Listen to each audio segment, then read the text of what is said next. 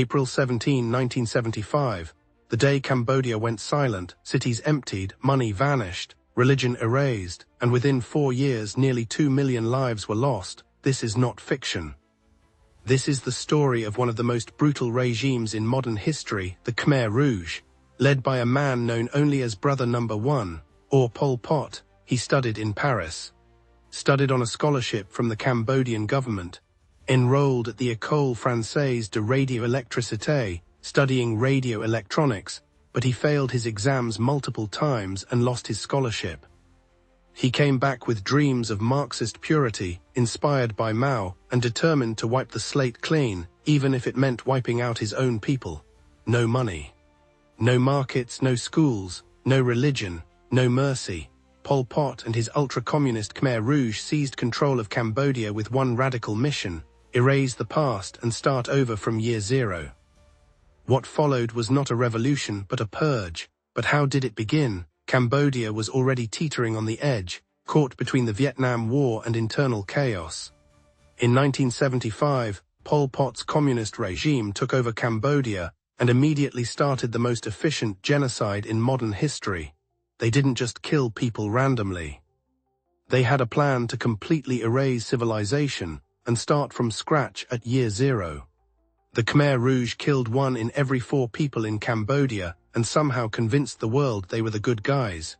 Here's how insane this was. They forced everyone out of cities at gunpoint.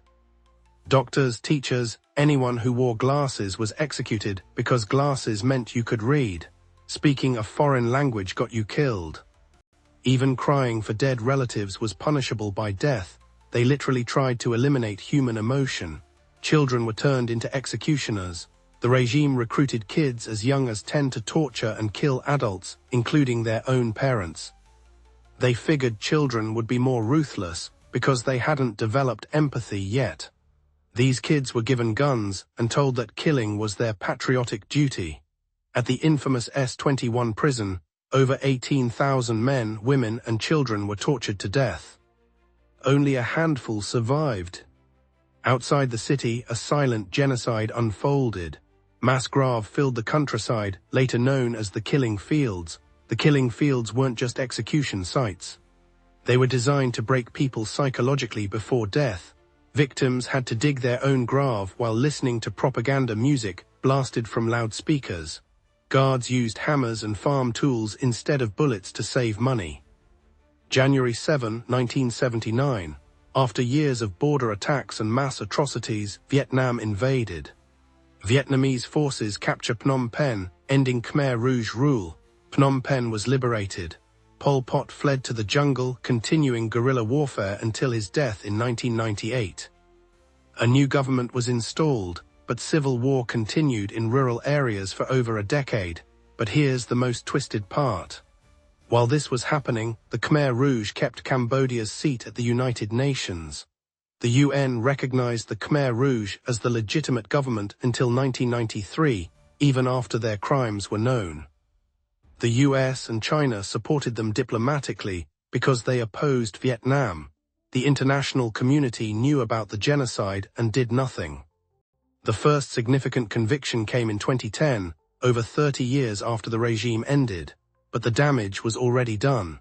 Estimated death 1.7 to 2.2 million people, about 25% of Cambodia's population.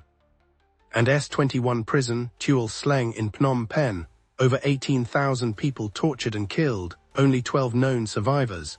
In 4 years they destroyed a civilization. Libraries burned, schools demolished, currency abolished.